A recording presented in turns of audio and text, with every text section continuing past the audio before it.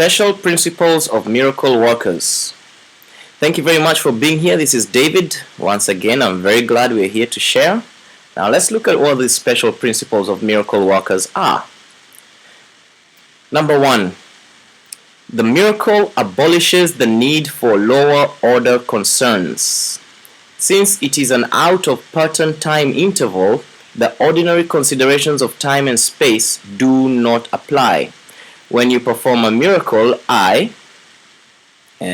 by I, this, of course, in miracles is talking about Christ or Christ consciousness, will arrange both time and space to adjust to it. What does this mean? First, let's cover this Christ consciousness thing in case we have forgotten. Just as a reminder, Christ consciousness it doesn't really refer to a person, as in Jesus Christ the person. Jesus Christ is a person who lived fully in Christ consciousness, or to a high degree. I mean, I'm not there to judge, but Christos is a consciousness that is universal. It does not belong to any one person or necessarily to any one religion. Now, what does this whole paragraph mean? It's saying that one of the principles of miracles is that it collapses time and space. It is something that is within time and space. Okay, so it's not one of those things that are within eternity. It's within time and space, but it does not necessarily obey the laws of time and space. Okay, it collapses it. Remember, time and space are part of the only there. They only exist because of the separation, belief in separation. Without the belief in separation, time and space do not exist. Therefore, from that level of Christ consciousness, miracles are able to collapse time and space. Okay? A clear distinction between what is created and what is made. A clear distinction between what is created and what is made is essential. Okay? All forms of healing rest on this fundamental correction in level perception.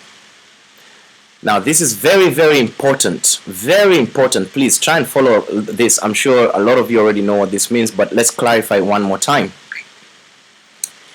Here, they're talking about what is created and what is made. They're saying they're not the same thing, and one must have a very clear distinction, okay? Because all forms of healing rest on this understanding. What is created and what is made? Let's look at that. Created only comes from the Creator and the Creator's creations, which include you and I, but in the same image and likeness of the Creator. Okay? All creations are in the image and likeness of the original Creator, our Creator. Okay? They are of love. They are extensions of that love. And love is a fact. It's not a theory. It's, for lack of a better word, substantial. It's not an emotion or something. It's a reality. Okay? Now, on the other side, what is made is a projection. You can call it image making. It's illusionary and it comes from the separation idea, belief. Okay? And it's just a projection. It doesn't really exist. Now you can see why they say that all forms of healing rest on this fundamental correction in level perception. Okay? What is made doesn't really exist. What is created is real. And therein lies the peace of God. Never confuse right and wrong-mindedness. Responding to any form of error with anything except a desire to heal is an expression of this confusion. Okay? Let's take a very good favorite example here. Right now, in this day and age, a lot of people are complaining about money or the lack of money. Okay?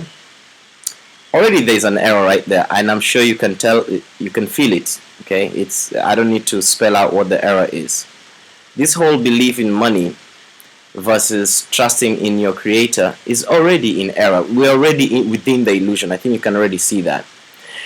Now, to respond to that error with anything except a desire to heal the error, to heal that idea, that belief in the fearful, in the separate. Anything else, let's say, like for example, if you approach this error with a desire to increase your money or to pay your bills, instead of actually facing the real thing, the original problem. If you're just trying to like use this to try and just get enough money just to pay your bills and get ahead, then you're approaching the error from a point of confusion. Okay? And A Course in Miracles is saying, fine, that is still your choice. You can do that. You can choose to want to pay your bills and get ahead. That's fine. But don't confuse it for right-mindedness. Take it and accept it for what it is. It is still wrong-mindedness. So you can make that choice, but know what it is. Okay? The miracle is always a denial of this error and an affirmation of the truth. So a miracle is always that. A miracle is always an affirmation of right-mindedness. That is what a miracle is. That is what a miracle is. And that is why it's called a miracle, because it shocks you. Imagine you've been in wrong-mindedness for 10 years over something, and this issue has been bothering you for the last 10 years. Suddenly you have a moment of right-mindedness, and a miracle comes and corrects that situation in an instant. You'll call it a miracle. But what really happened there? You simply affirmed the truth, or you at least allowed the truth to be affirmed. Only right-mindedness can correct in a way that has any real effect. Pragmatically, what has no real effect has no existence. Its effect then is emptiness. Okay? Being without substantial content, it lends itself to projection. So, it's just saying, all A Course in Miracles is saying here, the Course is saying, is that only right-mindedness has a lasting real effect. Wrong-mindedness has no real effect, and it actually has no real existence, and since then it's empty, then it just becomes another projection. You see why you have to keep these principles? I mean, they really prevent you from going round and round in circles. They clarify things, right? The level adjustment power of the miracle induces the right perception for healing. Until this has occurred, healing cannot be understood. Forgiveness is an empty gesture unless it entails correction. Without this, it is essentially judgmental rather than healing. That's powerful, isn't it? It's not enough to just say, I forgive you. Because basically, what the Course is saying, that is just a judgment. You're sort of like, okay, I'll let that go, but, still judging the whole thing. So it's saying that forgiveness is empty unless it entails correction. Yeah? Wow. That is powerful. Very powerful. Miracle-minded forgiveness is only correction. It has no element of judgment at all. Miracle-minded forgiveness has only one thing, correction, and it has zero judgment at all. The statement, Father, forgive them for they know not what they do, in no way evaluates what they do. It is an appeal to God to heal their minds. There is no reference to the outcome of the error. That does not matter. Wow. The injunction, be of one mind, is the statement for revelation readiness. My, and again, every time the Course says my or I, it's typically referring to Christ consciousness, personified, at least in Christianity, in the name Jesus, but in other religions, it has been personified through other beings. Okay, so there is no monopoly on Christ consciousness. My request, do this in remembrance of me, is the appeal for cooperation from miracle workers. Okay. The two statements are not in the same order of reality. Only the latter involves an awareness of time, since to remember is to recall the past in the present, Time is under my direction, but timelessness belongs to God. In time, we exist for and with each other. In timelessness, we coexist with God. Okay? In other words, we are one. We are one. That's a very powerful statement. In timelessness, we coexist with God. We are one. But in time, we exist for and with each other. Okay? But the important thing here to take from this is be of one mind.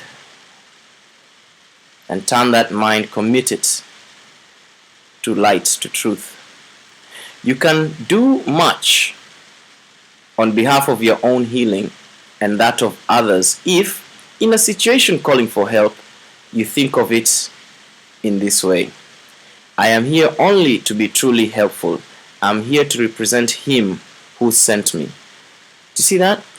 What he's saying is that if you really, really want to just get the maximum out of all this, okay, and have so much healing for yourself and for others, in any situation, simply surrender, let go, and surrender and just state this, approach of things in this way. I am here only to be truly helpful, no other agenda. I am here to represent Him who sent me, no other agenda. I am simply a vessel. I do not have to worry about what to say or what to do, because He who sent me will direct me. That is a very powerful level of surrender and trust. Trust in that. First of all, trust in the Creator and faith in all that. And also trust that you are worthy, and trust that you are a vessel, and trust that when you open your mouth, the right things will come out. It's actually very simple, but what happens is we block ourselves with all these crazy ideas that we're not worthy, or no, I'm all alone and I've been, cast away, and, all that kind of thinking, that separate kind of thinking. But actually it's all very simple. Finally, I am content to be wherever He wishes, knowing He goes there with me. I will be healed as I let Him teach me to heal. Again, you're just a vessel. Submission. So once again, thank you very much for your time. I hope that was helpful. Now please go ahead and read the text for yourself and see your own interpretation. Again, this is a very sometimes tricky course, and sometimes just one reading wouldn't cut it. Sometimes you just have to go through it once and complete the course and then come back and do it again, or sometimes just spend a day or two on the same topic. They're quite heavy, and over time they'll make more and more sense, and you'll be glad you did it. But anyways, thank you so much.